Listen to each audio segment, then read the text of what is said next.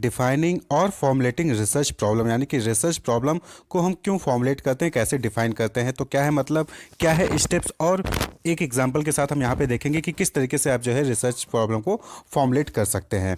तो प्रॉब्लम का मतलब क्या होता है? प्रॉब्लम का मतलब कि कोई भी डिफ़िकल्टी, कोई क्वेश्चन या कोई कोई इशू जो कि आपको परेशान करती है और आप जो है उसका सोल्यूशन फाइंड आउट करने की कोशिश करते हैं। तो रिसर्च प्रॉब्लम क्या हो जाएगा कि वो प्रॉब्लम जो कि रिसर्चर द्वारा एक्सपीरियंस किया जाता है, चाहे वो थ्योरेटिकल बैकग्राउंड से हो, चाहे वो प्रैक्टिकल सिचुएशन से रिलेटेड हो, जिसके लिए वो सॉल्यूशन ऑब्टेन करने की कोशिश करता है, तो वो रिसर्च प्रॉब्लम कहलाती है। यानी कि रिसर्च प्रॉब्लम क्या हो गया? Difficulty which is experience by the researcher in the context of theoretical और practical situation for which he obtain the solution. तो ये क्या हो गया? एक स्टेटमेंट होता है। रिसर्च प्रॉब्लम क्या हो गया? स्टेटमेंट होता है किसी भी एरिया ऑफ कंसर्न का, या फिर कोई भी कंडीशन को इंप्रूव करना है, या फिर कोई डिफिकल्टी है जिसको एलिमिनेट करना है, या फिर कोई ट्रबलिंग क्वेश्चन है जो कि एग्जिस्ट करती है किसी लिटरेचर में, किसी थ्योरी में, या फिर किसी प्रैक्टिकल ग्राउंड में, जिसका आप जो है अंडरस्टैंडिंग के लिए या मीनिंगफुल अंडरस्टैंडिंग के लिए या फिर इन्वेस्टिगेशन के लिए आप जो है उस पर काम करते हैं, तो वो स्टेटमेंट होता है। रिसर्च प्रॉब्लम क्या हो गया? Statement of the problem, statement of the condition, या फिर स्टेटमेंट ऑफ द डिफिकल्टी जिसका सॉल्यूशन आज जो है रिसर्चर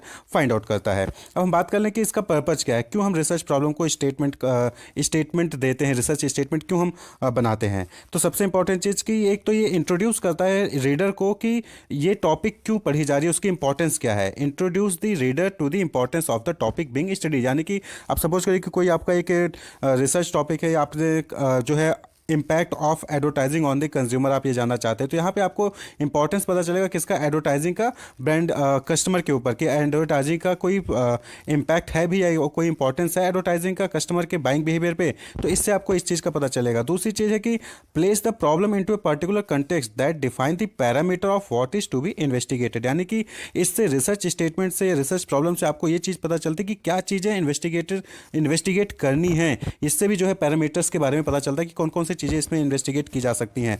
और तीसरा है कि provide the framework for reporting the result, यानी कि किस तरीके से रिजल्ट को रिपोर्ट करना है। And indicates what is probably necessary to conduct the study, यानी कि उस स्टडी को कंडक्ट करने के लिए कौन कौन सी चीज़ें नेसेसरी हैं, उसके लिए भी जो है रिसर्च प्रॉब्लम आपको एक हेल्प देता है, यानी रिसर्चर को हेल्प प्रोवाइड करता है। तो ये रिसर्च प्रॉब्लम का एक पर्पज होता है कि क्यों हम इसको जो है डिफाइन करते हैं, रिसर्च प्रॉब्लम को क्यों फॉर्मुलेट करते हैं। अब बात कर लें कि इसमें कि कैसे जो है प्रॉब्लम को, रिसर्च प्रॉब्लम को डिफाइन किया जाता है, फिर फॉर्मुलेट किया जाता है। तो उसके लिए टोटल 5 स्टेप हैं जिसमें आप परफॉर्म कर सकते हैं during the research problem, defining the research problem. तो सबसे पहले statement of the problem in general वे, यानी कि अपने प्रॉब्लम को एक जनरली जो है स्टेट करिए, आप जो है इसको बोलिए, लिखिए। और आपका प्रॉब्लम इस तरीके से होना चाहिए कि उसका कोई ना कोई प्रैक्टिकल कंसर्न या फिर कोई साइंटिफिक या इंटेलेक्चुअल इंटरेस्ट होना चाहिए, यानी कि उससे कुछ ना कुछ बेनिफिट होना चाहिए। ऐसे नहीं कि कोई भी इलॉजिकल या फिर कोई इलॉजिकल स्टेटमेंट आप दे रहे हो प्रॉब्लम का एक स्टेटमेंट ऐसा होना चाहिए जो कि प्रैक्टिकल यूजफुलनेस हो उसकी, या कोई साइंटिफिक या इंटेलेक्चुअल उसका इंटरेस्ट, यानी कि उसका रिजल्ट का कुछ ना कुछ फायदा हो। उसके बाद जब आप स्टेटमेंट दे लेते हैं प्रॉब्लम को, तो उस प्रॉब्लम को, नेचर को आप समझने की कोशिश करिए कि वो प्रॉब्लम आई कहाँ से, उसका जो है ऑरिजिन कहाँ से है, उसके नेचर को अच्छे से डिटेल में समझिए। ठीक है, अगर प्रॉब्लम आपने खुद ही क्रिएट की है तो आप ये सोचिए कि आपको प्रॉब्लम ये इंड्यूस कैसे हुआ, यानी कि कौन से फैक्टर्स थे जिसकी वजह से आपके दिमाग में ये प्रॉब्लम आई, ये क्वेश्चन आया तो क्यों आया, उस चीज़ को समझने की कोशिश करिए। उसके बाद फिर उस प्रॉब्लम से रिलेटेड आप जो है डिफरेंट लिटरेचर्स अवेलेबल होते हैं, डिफरेंट रिसर्च कंडक्ट हुए होते हैं ऑलरेडी, जो भी आपने प्रॉब्लम पॉइंट आउट किया, तो उससे रिलेटेड जो भी लिटरेचर उसको सर्वे करिए, यानी उसको पढ़िए, उसको समझिए उस प्रॉब्लम को लेकर। उसके बाद फिर जो है आप जो है उस आइडिया को लेकर डिस्कस करिए किससे? अपने कलीग से, या फिर कोई और लोग जो कि एक्सपीरियंस्ड लोग हैं, ठीक है, उस एरिया में उस सिमिलर प्रॉब्लम्स से डील कर चुके हैं, इसको कहते हैं एक्सपीरियंस सर्वे। तो उनसे जो है डिस्कस करिए, develop the idea through discussion, यानी कि अब यहाँ पे आपको जो है उस प्रॉब्लम्स को लेकर आइडियाज डेवलप करने हैं डिस्कशन करके। डिस्कशन किससे? अपने कलीग से या फिर कोई एक्सपीरियंस पर्सन से डिस्कस करें। डिस्कस करने के बाद अब अपने रिसर्च को जो है, रिसर्च प्रॉब्लम को रिफ्रेश करिए, यानी कि जो भी आपने स्टार्टिंग में स्टेटमेंट दिया था उसको जो है अब जो है रिफ्रेश करिए। रिफ्रेश का मतलब क्या हो गया कि refresh the research problem into working proposition, यानी कि अब आप काम करने लायक जो है स्टेटमेंट यहाँ पे तैयार करेंगे। रिफ्रेजिंग का मतलब क्या हुआ यहाँ पे? कि रिफ्रेजिंग का मतलब सिंपल सा है कि researcher put the research problem in an specific term as possible so that it may become operationally viable and may help in the development of working hypothesis. तो यानी कि यहाँ पे आप अपने स्टेटमेंट को थोड़ा सा अट्रैक्टिव बनाते हैं, यानी कि उससे स्टेटमेंट को देख के पता चले कि वो रिसर्च किसके लिए है, उस रिसर्च में क्या किया गया है, क्या फाइंडिंग्स आ सकती हैं, उससे आपको जो है एक आइडिया लग सकता है। तो रिसर्च का आपको यहाँ पे रिफ्रेश करना है रिसर्च प्रॉब्लम को। एग्जाम्पल देखते हैं। एग्जाम्पल में आप यहाँ पे देख सकते हैं, सपोज करें कि why is productivity in Japan so much higher than in India. अभी सपोज करें कि आपने एक जनरल स्टेटमेंट दिया, तो अब यहाँ पे स्टेटमेंट जो है एग्जैक्टली रिसर्च स्टेटमेंट नहीं हो सकता। क्यों? क्योंकि यहाँ पे बहुत सारी एम्बिग्विटीज हैं, जैसे कि यहाँ पे प्रोडक्टिविटी किसकी रिफर्ड की जा रही है, किस सम टर्म में रिफर्ड की जा रही है, इंडस्ट्रीज है तो वो किस इंडस्ट्री से रिलेटेड है, या फिर यहाँ पे टाइम, जो पीरियड ऑफ टाइम है वो क्या है, यहाँ पे मतलब कि कौन से पीरियड ऑफ टाइम के लिए जो है यहाँ पे प्रोडक्टिविटी को डिस्कस किया जा रहा है, ये भी क्लियर नहीं है। तो ये क्या है, ये जनरल स्टेटमेंट हो गया। अब जब आप इसके रिलेटेड लिटरेचर्स पढ़ेंगे, एक्सपीरियंस पर्सन से डिस्कस करेंगे, तो आप जो है इसको रिफ्रेश करेंगे। तो रिफ्रेश करके आप कुछ इस तरीके से लिख सकते हैं कि what factors are responsible for the higher labour productivity of Japan manufacturing industries during the decade 1971 to 1980 relative to India's manufacturing industry. तो इस तरीके से अब यहाँ पे देखिए लेबर प्रोडक्टिविटी की बात हो रही है, कहाँ पे, जापान और इंडिया की। अब कौन से पीरियड में, 1971 टू 1980। तो इस तरीके से जो है रिफ्रेश कर दिए। तो जो है रिसर्च प्रॉब्लम इस तरीके से आपको फॉर्मुलेट करना है। फर्दर जब आप इसको जो है रीथिंक करेंगे, तो इसमें जो है आप कुछ इस तरीके से भी इसको लिख सकते हैं, जैसे कि to what extent did labour productivity in 1971 to 1980 in Japan exceed that of India in respect of 15 selected manufacturing industries. What factors were responsible for the productivity differential between the two countries by industries. तो इस तरीके से भी जो है इस research problem को frame किया जा सकता है। तो जब आप फॉर्मुलेट करते हैं, डिफाइन करते हैं, तो बट ऑब्वियस सी बात है कि जब तक आप उससे रिलेटेड लिटरेचर, उससे रिलेटेड उसके प्रॉब्लम को, नेचर को नहीं समझेंगे, तब तक आप जो है एक अच्छा रिसर्च प्रॉब्लम फ्रेम नहीं कर पाएंगे। तो यहाँ पे अगर हम इसको समराइज करें, तो सबसे पहले एक ब्रॉड एरिया होता है। ब्रॉड एरिया से आप सब एरिया में जाते हो, सब एरिया से फिर जो है आप पर्टिकुलर टॉपिक पे, रिसर्च प्रॉब्लम पे, स्टेटमेंट पे आते हो। जैसे कि मार्केटिंग, मार्केटिंग के अंदर गए तो मार्केटिंग बहुत सारे सब एरिया जाते हो, उसमें से आपने कंज्यूमर बिहेवियर उठाया। कंज्यूमर बिहेवियर में भी अब बहुत सारे इम्पैक्ट होते हैं, बहुत सारी चीज़ें होती हैं। तो impact of branding on consumer. तो इस तरीके से जो है आप रिसर्च स्टेटमेंट को फ्रेम करते हैं, तो आपको क्लियर होगा। अब बात कर लें कि रिसर्च जो प्रॉब्लम होता है, उसमें कुछ और भी पॉइंट्स होते हैं जो कि आपको ध्यान में रखने होते हैं, जैसे कि कुछ टेक्निकल टर्म्स और वर्ड्स होते हैं या फिर फ्रेज होते हैं। तो उसको आपको जो है क्लियरली डिफाइन करना चाहिए अपने रिसर्च स्टेटमेंट में। कोई भी अगर बेसिक अजम्पशन लिया है या पोस्टुलेट लिया है, तो उसको भी क्लियरली स्टेट करिए, लिखिए, बताइए। कोई भी क्राइटेरिया है प्रॉब्लम को सिलेक्शन का, जो सिलेक्शन ऑफ प्रॉब्लम है उसका कोई क्राइटेरिया है, तो उसको भी जो है प्रोवाइड करिए आप। Suitability of the time period, source of data available should be considered bye the researcher in defining the problem. यानी कि जो भी आप प्रॉब्लम डिफाइन कर रहे हो, उससे रिलेटेड टाइम पीरियड या फिर डेटा अवेलेबल है कि नहीं है, उससे भी रिलेटेड आप जो है इसको देखना चाहिए। और नेक्स्ट लास्ट है, स्कोप ऑफ इन्वेस्टिगेशन और the limit within which the problem is to be studied should be mentioned explicitly in the defining research problem. यानी कि जो आपके इन्वेस्टिगेशन का स्कोप है या फिर कोई लिमिटेशंस है, उसको भी आपको क्लियरली डिफाइन करना है। तो इस तरीके से जो है आप रिसर्च प्रॉब्लम को डिफाइन कर सकते हैं। तो सबसे पहले आपको जो है जनरल वे में प्रॉब्लम को स्टेट करना है, उसके बाद नेचर को समझना है, लिटरेचर रिलेटेड लिटरेचर जो भी है उसको पढ़ना है, फिर डिस्कशन करना है, उसके बाद जो है अपने रिसर्च प्रॉब्लम को रिफ्रेश करना है, जिससे कि एक अच्छा रिसर्च प्रॉब्लम स्टेटमेंट आप जनरेट कर सकें। जब भी कोई रिसर्च कंडक्ट किया जाता है, तो वहाँ पे क्वेश्चनर का यूज़ होता है। क्वेश्चनर में आप देखते होंगे कि वहाँ पे बहुत सारे क्वेश्चन होते हैं, जिसके रिस्पॉन्सेज जो है हम रिस्पॉन्डेंट या फिर पार्टिसिपेंट से कलेक्ट करते हैं। तो बहुत सारे रिस्पॉन्डेंट और पार्टिसिपेंट से ऐसे ही डेटा कलेक्ट किया जाता है क्वेश्चनर का यूज़ करके। फिर उसके बाद जो है उन डेटा को एनालाइज किया जाता है, फाइंडिंग या सॉल्यूशंस पे पहुंचा जाता है उसके बाद। तो रिसर्च क्वेश्चंस जो होते हैं, जो यानी कि जो हमने क्वेश्चनर में क्वेश्चन यूज़ किए हैं, उस क्वेश्चन को फ्रेम करने के लिए भी पहले 2 या 3 क्वेश्चन जो है वो फ्रेम किए जाते हैं। तो वही चीज़ आपको यहाँ पे समझना है कि कैसे रिसर्च क्वेश्चन, यानी कि जो क्वेश्चनर में क्वेश्चन हमें कौन कौन से लेने हैं, वो क्वेश्चन कैसे फ्रेम होता है। ठीक है, तो देखिए होता क्या है कि सबसे पहले मैनेजमेंट के सामने क्या होगी, कुछ ना कुछ प्रॉब्लम्स होगी। तो अब मैनेजमेंट के सामने बहुत सारे प्रॉब्लम्स होती है कि जैसे कि सेल्स घट रहा है, प्रॉफिट जो है घट रहा है, या फिर जो एम्प्लॉय का टर्नओवर है वो ज़्यादा हो रहा है। तो बहुत सारी सिचुएशंस होती हैं। तो मैनेजमेंट को क्या करना होता है कि उस सिचुएशन में से किसी एक पर्टिकुलर पे फोकस करना होता है। डिफिकल्टी ये नहीं है कि डायलेमा को आइडेंटिफाई करना है, डिफिकल्टी ये होती है कि किस पे फोकस किया जाए, सेल्स पे या फिर प्रॉफिट पे या फिर एम्प्लॉय टर्नओवर पे। तो उसमें वो सिलेक्ट करने को ही हम क्या कहते हैं, मैनेजमेंट डायलेमा कहते कहते हैं। Management dilemma means a situation in which a difficult choice has to be made between two or more alternative. तो मैनेजमेंट के सामने प्रॉब्लम बहुत सारी हैं, किस पे फोकस किया जाए, इससे इसको डिसाइड करना ही मैनेजमेंट डायलेमा कहलाता है। The symptoms of an actual problem, और ये क्या होता है, ये एक्चुअल प्रॉब्लम का सिम्टम होता है। जो डायलेमा होता है वो एक्चुअल प्रॉब्लम जो है उसका सिम्टम होता है। एक्चुअल प्रॉब्लम क्या है हमें पता नहीं है, लेकिन सेल्स घट रही है, प्रॉफिट घट रहा है, टर्नओवर बढ़ रहा है, तो कहीं ना कहीं कोई प्रॉब्लम है, उसका सिम्टम ये है। तो अब सिम्टम बहुत सारे होते हैं, तो उस सिम्टम्स के बेसिस पे किस पे फोकस किया जाए, ये चीज मैनेजमेंट डायलेमा कहलाता है। तो not difficult to identify a dilemma, however choosing one to focus may be difficult, यानी कि डायलेमा को आइडेंटिफाई करना आपके लिए डिफिकल्ट नहीं होगा, लेकिन कौन से पे फोकस किया जाए ये जो है डिफिकल्ट होता है। कि सेल्स घट रही है तो उस पर फोकस करें, प्रॉफिट घट रहा है उस पर फोकस करें, एम्प्लॉय का टर्नओवर ज़्यादा हो रहा है इस पर फोकस करें, इन्वेंट्री प्रॉब्लम्स आ रही है उस पर फोकस करें, या फिर स्टॉक मार्केट अनस्टेबल हो गया है उस पर फोकस करें।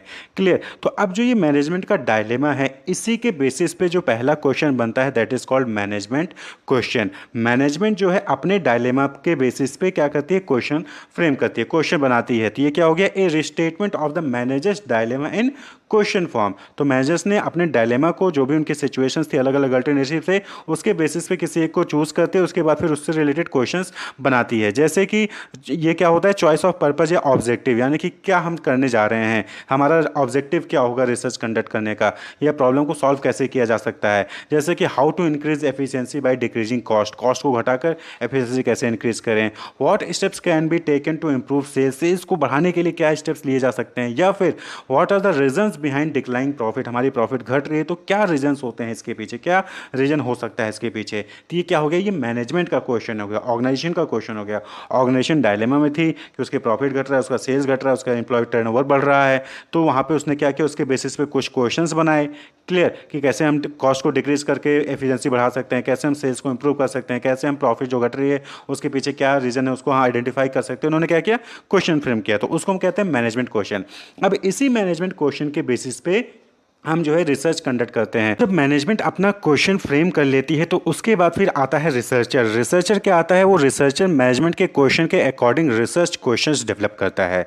Researcher understand the management questions and translate them into research question, यानी कि किस एरिया में किस पर्पज से हमें जो है अपना रिसर्च कंडक्ट करना है, क्या ऑब्जेक्टिव होगा रिसर्च का, उसको जो है वो कंडक्ट करता है मैनेजमेंट क्वेश्चन के बेसिस पे। तो मैनेजमेंट क्वेश्चन कैसे बना, मैनेजमेंट के डायलेमा से मैनेजमेंट क्वेश्चंस बना, मैनेजमेंट क्वेश्चंस के बेसिस पे जो है फिर रिसर्च क्वेश्चंस बनता है, यानी कि रिसर्च का ऑब्जेक्टिव बनता है। A restatement of the manager's dilemma in question form. तो जो मैनेजर का डायलेमा था या फिर मैनेजर का जो मैनेजर का क्वेश्चंस होता है उसको हम क्वेश्चन फॉर्म में, रिसर्च क्वेश्चन फॉर्म में कन्वर्ट करते हैं। जैसे कि how can the cost of firm's infrastructure reduce, how can the employ cost be reduce. Clear. तो सपोज कि मैनेजमेंट का क्वेश्चन था कि how to increase efficiency by decreasing cost, cost को डिक्रीज करके एफिशिएंसी को कैसे बढ़ाएं। तो उस पर रिसर्च क्वेश्चन क्या बन सकता है कि कैसे हम इंफ्रास्ट्रक्चर को रिड्यूस करके जो फर्म्स इंफ्रास्ट्रक्चर की कॉस्ट है उसको रिड्यूस कर सकते हैं, या फिर कैसे हम जो है एम्प्लॉय की कॉस्ट को रिड्यूस कर सकते हैं। भाई ये कॉस्ट आपने रिड्यूस किया तो आपकी कॉस्ट क्या हो जाएगी, रिड्यूस हो जाएगी और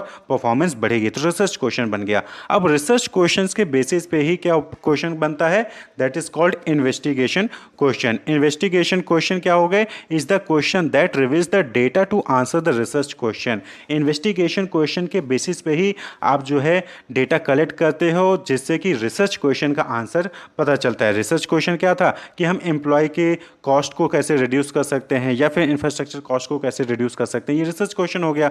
अब इससे रिलेटेड जो डेटा कलेक्ट करना है उसके लिए हम इन्वेस्टिगेशन क्वेश्चन बनाते हैं। Clear.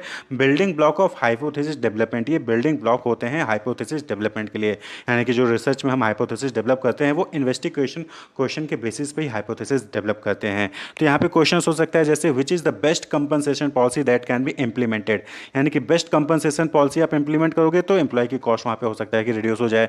Without paying overtime और bonus etcetera how will be the output of the employ improve, यानी कि एम्प्लॉय की आउटपुट को इंप्रूव करना है बिना ओवर टाइम में फिर बोनस दिए हुए, तो इससे क्या होगी, एम्प्लॉय की कॉस्ट रिड्यूस होगी। तो रिसर्च क्वेश्चन था, रिसर्च क्वेश्चन के बेसिस पे आपने इन्वेस्टिगेशन क्वेश्चन बनाया कि किस तरीके से कंपनसेशन पॉलिसी को हम डिजाइन करें, किस तरीके से हम करें कि आउटपुट बढ़े भी और ओवर टाइम भी हमें देना ना पड़े। ठीक, इन्वेस्टिगेशन क्वेश्चन हो गया। Clear.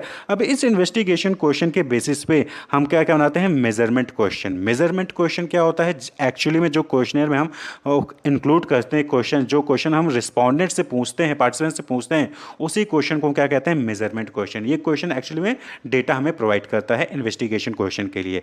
Is the question asked of the participant और the observation that must be recorded. तो ये ऑब्जर्वर से, यानी कि जो हमारे रिस्पॉन्डेंट्स होते हैं, उनसे ये क्वेश्चंस पूछे जाते हैं। Questions through which data is gathered, ये वो क्वेश्चंस होते हैं जिसके जरिए हम डेटा गैदर्ड करते हैं। इसेंशियल फॉर कंडक्टिंग रिसर्च, और ये जो है रिसर्च कंडक्ट करने के लिए इसेंशियल होता है। जैसे कि आप जो है क्वेश्चन पूछते हो एम्प्लॉय से या फिर रिस्पॉन्डेंट से, जैसे एम्प्लॉय की टर्नओवर को बात हो रही है कि एम्प्लॉय की टर्नओवर ज़्यादा हो रही है, तो आप क्या करोगे, आप एम्प्लॉय से पूछोगे कि क्या रोल क्लियरिटी है, दूसरा क्या गुड वर्किंग इन्वायरमेंट है यहाँ पे कि नहीं है। भाई एम्प्लॉय टर्नओवर ज़्यादा हो रहा है तो कहीं ना कहीं उसके पीछे कुछ रीजन होगा। तो ये क्वेश्चंस आप करते हो, एम्प्लॉय से पूछते हो, इसी के बेसिस पे डेटा कलेक्ट करते हो और फिर आप जो है फाइनली डिसीजंस लेते हो। तो यहाँ पे इस तरीके से इतने क्वेश्चंस बनते हैं। तो सबसे पहले मैनेजमेंट डायलेमा में होता है, उसको समझ नहीं आता कि क्या क्या जो है कौन से पे फोकस किया जाए। बहुत सारे ऑप्शन होते हैं तो उसमें से फिर कुछ वो जो है किसी एक पे फोकस करता है और उससे मैनेजमेंट क्वेश्चंस बनाता है। मैनेजमेंट के क्वेश्चन के बेसिस पे जो रिसर्चर होता है वो आता है और रिसर्च क्वेश्चंस डेवलप करता है। रिसर्च क्वेश्चन के बाद इन्वेस्टिगेशन क्वेश्चंस डेवलप किए जाते हैं। फिर इन्वेस्टिगेशन क्वेश्चन के जो आंसर्स होते हैं उनको जो है मेजर करने के लिए मेजरमेंट क्वेश्चंस डेवलप किया जाता है और यही मेजरमेंट क्वेश्चन जो है वो फाइनली कस्टमर से या फिर रिस्पॉन्डेंट से पूछे जाते हैं। तो ये यहाँ पे जो है 4 टाइप के इंपॉर्टेंट क्वेश्चंस होते हैं, management question, research question, investigation question and measurement questions. Research proposal, proposal का मतलब क्या होता है समझिए। प्रपोजल मीन्स ए प्लान और सजेशन, और नॉर्मली ये जो है फॉर्मल या फिर रिटन फॉर्म में होता है और ये किसी के सामने रखा जाता है कि सामने वाला जो है उसको कंसीडर करे और उसके बेसिस पे कुछ डिसीजंस ले। जब भी हम पीएचडी करने जाते हैं ना, तो पीएचडी करने के लिए हमें क्या होता है, फॉर्म फिल करते हैं किसी यूनिवर्सिटी में और फिर यूनिवर्सिटी में एडमिशन के लिए, पीएचडी में एडमिशन के लिए जो है इंटरव्यू कंडक्ट किया जाता है। तो इंटरव्यू में ही जो है आपसे एक रिसर्च प्रपोजल मांगा जाता है। यानी कि पीएचडी में क्या होता है कि आपको जो है किसी पर्टिकुलर सब्जेक्ट एरिया में आपको जो है रिसर्च कंडक्ट करना होता है, तो उसमें एडमिशन के लिए आपसे जो है रिसर्च प्रपोजल मांगा जाता है। यानी कि अगर आपका पीएचडी में एडमिशन हो जाता है तो आप रिसर्च कैसे कंडक्ट करेंगे, क्या आपका टॉपिक होगा, क्या आपका जो है मेथोडोलॉजी होगा, क्या डिजाइन होगा, वो पूरा आप जो है एक जो है प्रपोजल तैयार करके लाइए और फिर उस प्रपोजल को जो है इंटरव्यू में जो है प्रेजेंट किया जाता है इंटरव्यू के सामने, इंटरव्यू में, और फिर जो है उसके बेसिस पे फिर ये डिसाइड होता है कि आपको पीएचडी में एडमिशन देना है या फिर नहीं देना है। मतलब ये एक क्राइटेरिया है, इसके अलावा भी और भी क्राइटेरिया होते हैं सिलेक्शन का। तो प्रपोजल का मतलब क्या हो गया, एक प्लान या सजेशन। क्लियर। तो जब भी किसी ऑर्गेनाइजेशन में फिर या जो कोई कंपनी है तो वहाँ पे जब भी कोई रिसर्च कंडक्ट कराना होता है, रिसर्च कंडक्ट करवाना है, तो उसके लिए फिर जो है डिफरेंट डिफरेंट रिसर्चर से उनसे प्रपोजल मांगा जाता है कि आप अपना प्रपोजल दीजिए, हमें ये रिसर्च कंडक्ट करना है और आपका क्या प्रपोजल होगा। और फिर बहुत सारे प्रपोजल आते हैं, उसमें से जो आपका बेस्ट होता है आप जो है इसको सिलेक्ट कर लेते हो। तो रिसर्च प्रपोजल क्या हो गया, ए simply A structured formal document that explain. तो ये क्या है, स्ट्रक्चर्ड फॉर्मल डॉक्यूमेंट है और क्या एक्सप्लेन करता है, what you plan to research, यानी कि आपने क्या प्लान किया है रिसर्च करने के लिए, यानी कि आपका रिसर्च टॉपिक क्या है। दूसरा, why it is worth researching, यानी कि इसको रिसर्च करने में क्या फ़ायदा होगा, क्या जो है बेनिफिट्स होंगे, योर जस्टिफिकेशन। एंड तीसरा, how you plan to investigate it, यानी कि आपने अगर ये जो प्लान किया है इसको किस तरीके से आप इन्वेस्टिगेट करेंगे, यानी कि आपका रिसर्च मेथोडोलॉजी क्या होगा, डिज़ाइन क्या होगा, सैम्पलिंग प्लान, क्वेश्चनर कैसे होंगे, क्या क्वेश्चंस होंगे, ये सारी चीज़ें आपको यहाँ पे बताना होता है, यानी कि आपका प्रैक्टिकल अप्रोच क्या होगा। तो ये रिसर्च प्रपोजल होता है, रिसर्च प्रपोजल। ठीक है। तो स्ट्रक्चर और फॉर्मल डॉक्यूमेंट होता है जो कि एक्सप्लेन करता है कि आप क्या करने वाले हो, कैसे, क्यों करोगे और कैसे करोगे, क्या, क्यों और कैसे, इसको एक्सप्लेन जो करता है उसी डॉक्यूमेंट को क्या कहते हैं, प्रपोजल। ये प्लान है, सजेशन होता है कि हम ये करने वाले हैं, कर नहीं रहे हैं, करने वाले हैं और इसके लिए ये मेरी तैयारी होगी, ऐसे ऐसे मैं कंडक्ट करूंगा, तो उसका प्रपोजल होता है। क्लियर। अब बात कर लें कि रिसर्च प्रपोजल का पर्पज क्या है, क्यों बनाया जाता है रिसर्च प्रपोजल। तो देखिए, the purpose of the research proposal is to convince your research supervisor committee और university that your research is suitable and manageable. तो प्रपोजल क्या होता है, प्रपोजल यही तो होता है कि हम आपके लिए ये काम करेंगे और आपको जो है हम एक जो है प्लान या सजेशन आपको दे रहे हैं, आपको पसंद आता है तो आप जो है इसको एक्सेप्ट करिए। तो हमारा मोटिव क्या होता है कि हम इस तरीके से प्रपोजल बनाए कि सामने वाला रिजेक्ट कर ही ना पाए, वो एक्सेप्ट कर ले। अब आपको पीएचडी में एडमिशन चाहिए और वहाँ पे जो है आपसे रिसर्च प्रपोजल मांगा गया, तो आपका प्रपोजल इस तरीके से होना चाहिए कि जो इंटरव्यूअर है या फिर जो यूनिवर्सिटी है जहाँ पे आप पीएचडी में एडमिशन ले रहे हो वो कन्विंस हो जाए और आपका रिसर्च प्रपोजल को अप्रूव कर दे और आपको एडमिशन मिल जाए।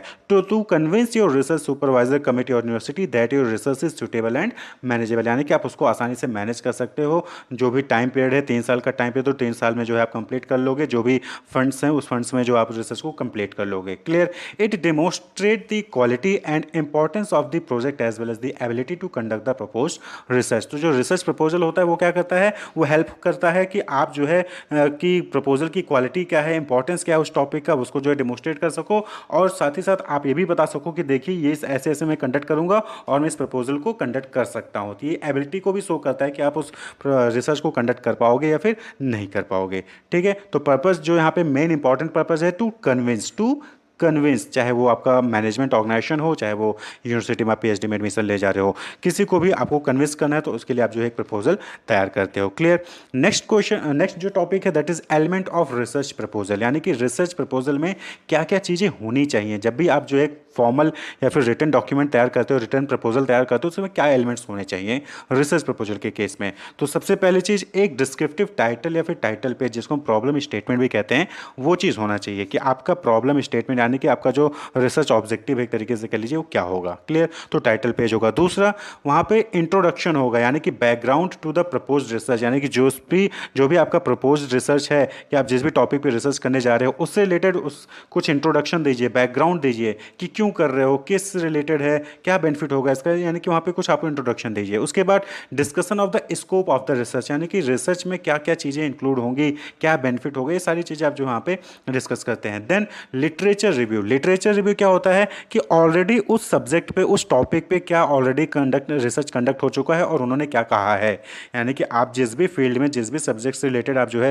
रिसर्च कंडक्ट करने जा रहे हैं, जिस भी टॉपिक पे, उस टॉपिक से ऑलरेडी पहले जो रिसर्च हुए हैं उनका क्या फाइंडिंग्स था, उनका क्या सजेशन था, वो चीज़ आप यहाँ पे पढ़ते हैं, लिखते हैं, मेंशन करते हैं। देन आता है discussion of the propose research design, यानी कि आपने जो टॉपिक चूज़ किया है उस पे जो रिसर्च कंडक्ट करना है उसके लिए आपकी मेथोडोलॉजी क्या होगी, आपका रिसर्च डिजाइन क्या होगा, आपका रिसर्च ऑब्जेक्टिव क्या है, आपका सैम्पलिंग यूनिवर्स टेक्निक क्या होगा, डेटा कलेक्शन कैसे करेंगे, इंटरव्यू लेंगे कि क्वेश्चनर का यूज़ करेंगे, वो सारी चीज़ें जो है फिर आप यहाँ पे बताते हैं, मेंशन करते हैं। ठीक है, तो ये इंपॉर्टेंट एलिमेंट्स ऐसे यही नहीं होते हैं, लेकिन ये इंपॉर्टेंट एलिमेंट होते हैं रिसर्च प्रपोजल के। अब बात कर लें कि आप जो है रिसर्च प्रपोजल को ड्राफ्ट कैसे करते हो, तो आपके सामने पूरे स्क्रीन पे ये कंटेंट है। तो जब भी आप रिसर्च प्रपोजल तैयार करते हैं तो सबसे पहले होता है उसमें टाइटल पेज, यानी कि जो पहला पेज होता है टाइटल पेज, जहाँ पे आपका टॉपिक किसने बनाया है वो सारी डिटेल वहाँ पे दी जाती है। उसके बाद फिर आता है abstract and table of content.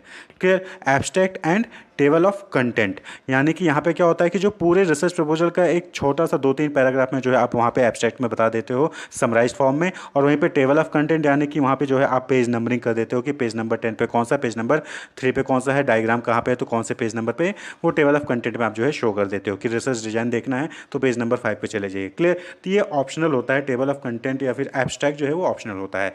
Then आता है इंट्रोडक्शन या फिर बैकग्राउंड, यानी कि आप अपने प्रपोजल के बारे में थोड़ा सा इंट्रोड्यूस कर रहे हैं, अपने टॉपिक के बारे में आप थोड़ा सा इंट्रोड्यूस और बैकग्राउंड के बारे में वहाँ पे डिस्क्राइब कर रहे हैं। देन लिटरेचर रिव्यू, यानी कि ऑलरेडी उस टॉपिक पे क्या रिसर्च हुए हैं और उनका क्या कहना था, उन्होंने क्या फाइंडिंग्स दिखाई हैं। क्लियर। देन आता है रिसर्च मेथोडोलॉजी, जहाँ पे आप अपने डिज़ाइन, अपने मेथड कैसे कंडक्ट करेंगे, सैम्पलिंग क्या होगी, साइज कितना होगा, यूनिवर्स कौन सा होगा, कहाँ से डेटा कलेक्ट करेंगे, आपका लोकेशन क्या होगा, यानी कि इंडिया से डेटा कलेक्ट करेंगे, इंडिया में भी यूपी में, या फिर आप जो है दिल्ली में जा रहे हैं डेटा कलेक्ट करने, पूरा डिटेल आप वहाँ पे देते हैं। देन कंक्लूजन, यानी कि आपका स्कोप ऑफ रिसर्च क्या है, इंप्लीकेशन क्या होगा रिसर्च का, कंक्लूजन क्या है आपके रिसर्च प्रपोजल का, वो, और फिर उसके बाद अगर कोई रेफरेंसेस हैं तो वो देंगे, और फिर लास्ट में बजट भी आप बता देते हैं कि इस रिसर्च को कंडक्ट करने के लिए कितना पैसा खर्च होने वाला है, वो भी आप जो है यहाँ पे लास्ट में बता देती है, जो कि ऑप्शनल होता है, बताएं चाहे ना बताएं। क्लियर। तो ये जो है इस तरीके से आपको जो है रिसर्च प्रपोजल जो है वो ड्राफ्ट करना होता है। नेक्स्ट है इवैल्यूएटिंग और रिसर्च प्रपोजल, यानी कि कोई भी रिसर्च प्रपोजल जब आपके सामने आता है, मैनेजमेंट आप जो है मैनेजर हो, यानी आप ऑर्गेनाइजेशन हो, आप जो है रिसर्च प्रपोजल आपने डिफरेंट लोगों से मांगा था, अब आप उसको इवैल्यूएट करिए कि यानी रिसर्च प्रपोजल सही है कि नहीं सही है, कैसे इवैल्यूएट करेंगे। तो उसके लिए कुछ क्राइटेरिया हैं। सबसे important criteria that is objectivity, यानी कि जो ऑब्जेक्टिव है आपका रिसर्च कंडक्ट करवाने का वो ऑब्जेक्टिव उस रिसर्च प्रपोजल से फुलफिल हो रहा है कि नहीं हो रहा है। अब जो है आपका ऑब्जेक्टिव था कि आपको जो है एम्प्लॉय टर्नओवर घटाना है बिना कॉस्ट, और कॉस्ट को भी कम करना है, एम्प्लॉय टर्नओवर भी घटाना है, कॉस्ट को भी कम करना है। अब जो रिसर्च प्रपोजल आ रहा है वो आ रहा है कि सेल्स को कैसे बढ़ाएं या फिर से जो है इन्वेंट्री कंट्रोल करने कैसे करें, तो ऑब्जेक्टिविटी है ही नहीं। तो पहला क्राइटेरिया क्या हो गया इवेलुएट करने का कि ऑब्जेक्टिविटी, यानी कि जो आपका ऑब्जेक्टिव है उस रिसर्च प्रपोजल से वो ऑब्जेक्टिव फुलफिल होगा या नहीं होगा। नेक्स्ट है एथिकल एक्सेप्ट्स, यानी कि सेफ्टी, कॉन्फिडेंशियलिटी उस रिसर्च प्रपोजल में है या नहीं है। ऐसा तो नहीं कि कोई रिस्की काम हो रहा है रिसर्च प्रपोजल में, कोई रिस्की टास्क को परफॉर्म करने के लिए किया गया है, कॉन्फिडेंशियली नहीं है, यहाँ पे कॉन्फिडेंशियलिटी नहीं है, यानी कि डेटा लीक हो सकता है, तो एथिकल एस्पेक्ट को भी आप वहाँ देखेंगे। देन ट्रेनिंग एस्पेक्ट, यानी कि उस रिसर्च प्रपोजल को कंडक्ट करने के लिए ट्रेनिंग भी देनी पड़ेगी क्या। अगर ट्रेनिंग नहीं देनी पड़ेगी तो आपका कॉस्ट बचेगा, अगर ट्रेनिंग देनी पड़ेगी तो कितनी ट्रेनिंग देनी पड़ेगी, उसमें कितना कॉस्ट आएगा, वो भी चीज़ आप यहाँ पे एनालाइज करते हैं। हाउ टू कंडक्ट इंटरव्यू, यानी कि कैसे इंटरव्यू कंडक्ट करना है उसके लिए आपको ट्रेनिंग प्रोवाइड करनी पड़ जाएगी। तो ये भी आपको देखना है कि ट्रेनिंग एस्पेक्ट इन्वॉल्व है या नहीं है। Then budget, important point budget, यानी कि उस रिसर्च को कंडक्ट करने में कितना पैसा खर्च होने वाला है, वो उसके बेसिस पे आप जो इवैल्यूएट करते हो। देन आता है अवेलेबिलिटी ऑफ रिसोर्सेज, उस रिसर्च को कंडक्ट करने के लिए क्या क्या रिसोर्सेज चाहिए, मैन पावर कितना चाहिए, फाइनेंस बजट में हो ही गया, टेक्नोलॉजी क्या चाहिए होगा, क्लियर, डॉक्यूमेंटेशन वगैरह क्या चाहिए होगा, ये सारी चीज़ें जो है आप वहाँ पे उसके बेसिस पे इवैल्यूएट करोगे। अब पता चला रिसर्च प्रपोजल तो बहुत अच्छा है लेकिन रिसोर्सेज है ही नहीं, तो कंडक्ट नहीं कराया जा सकता है। कॉपरेशन, यानी कि किन किन लोगों का जो है आपको वहाँ पे साथ चाहिए। And finally last but not least that is legal aspect, यानी कि उस रिसर्च को कंडक्ट करते वक्त क्या आपको कोई अप्रूवल भी लेना पड़ेगा, चाहे वो स्टेट गवर्नमेंट का हो चाहे सेंट्रल गवर्नमेंट का हो, क्या आपको अप्रूवल लेना है या नहीं लेना है। अगर लेना है तो कैसे मिलेगा कैसे नहीं मिलेगा, इसके बेसिस पे फिर आप इवैल्यूएट करते हैं और देन फाइनली अप्रूव करते हैं कि हाँ कौन सा रिसर्च प्रपोजल एक्सेप्ट करना है और कौन सा रिसर्च प्रपोजल एक्सेप्ट नहीं करना है। तो रिसर्च प्रपोजल कहने का मतलब यहाँ पे यही है कि ये क्या होता है, एक प्लान होता है, एक सजेशन होता है कि कैसे आप जो है रिसर्च कंडक्ट करेंगे, क्या आपका टॉपिक होगा, क्या उसका लिटरेचर रिव्यू होगा, क्या उसका ऑब्जेक्टिव होगा, और क्या पूरा डिज़ाइन होगा रिसर्च का कि कैसे डाटा कलेक्ट करना है, कैसे एनालाइज करना है, सारा चीज़ आप जो यहाँ पे एक पहले से ही वहाँ पे आप जो है एक प्रपोजल, एक प्लान जो है तैयार करते हैं। Wish you all the best, keep watching.